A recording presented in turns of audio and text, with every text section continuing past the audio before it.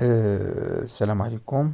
دونك غادي نعطي واحد النبذة على لا relation en psychologie et en psychologie sociale. Donc la relation en psychologie fait référence à un ensemble de liens entre deux personnes ou plus dans un contexte social. La psychologie sociale considère l'être humain comme un être relationnel.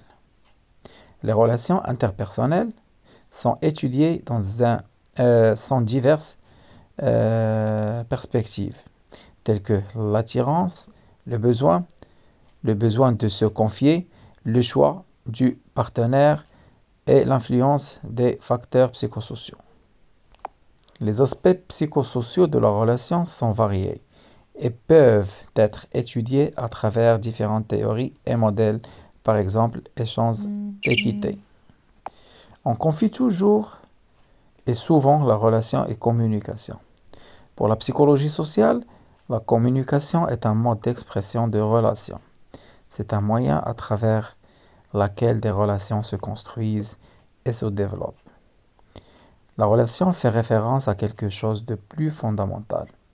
C'est notre être comme lien avec l'autrui. On peut dire que l'être humain, c'est la relation.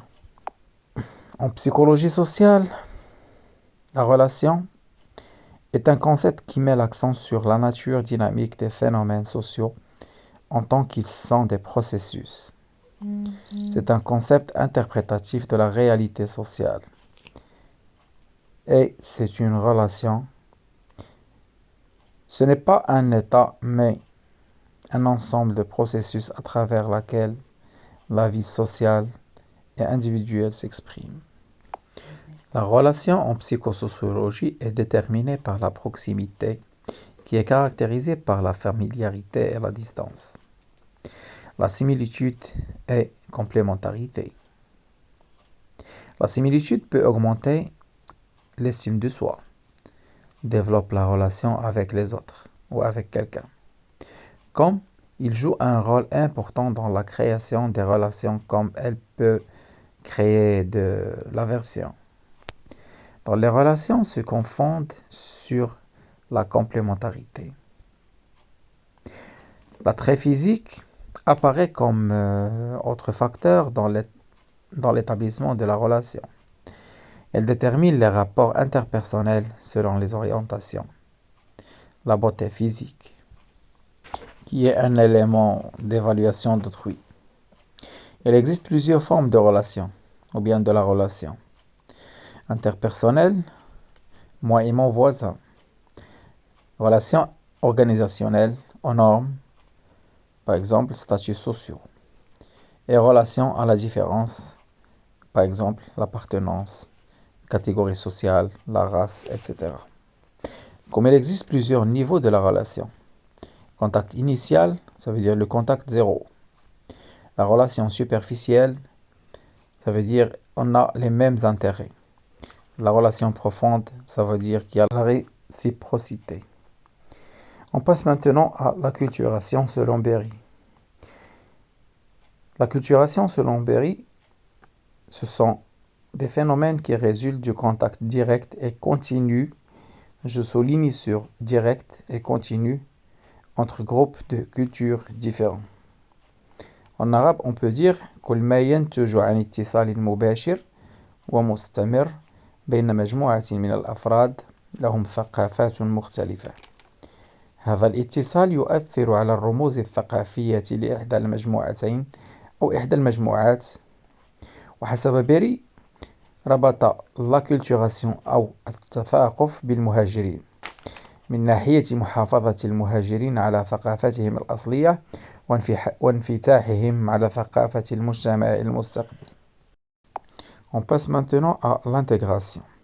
L'intégration en sociologie, c'est un processus par lequel un individu s'inscrit dans une société et se socialise en apprenant ses normes et valeurs et modes de fonctionnement. Ce terme est souvent associé à l'intégration des personnes immigrées ou issues de l'immigration. L'intégration en anthropologie culturaliste est un processus d'insertion des immigrés dans les structures économiques, politiques et sociales de la société d'accueil. Ce processus par 3 étapes progressives. L'intégration du fonctionnement, l'intégration d'identification et l'intégration de participation. L'intégration et l'acculturation sont 2 processus différents, même s'ils sont liés.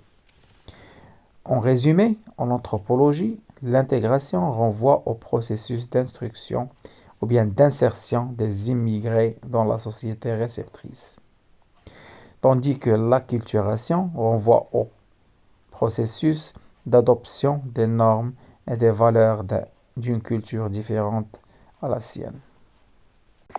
Maintenant, on passe à l'intégration comme stratégie d'accueil selon Berry.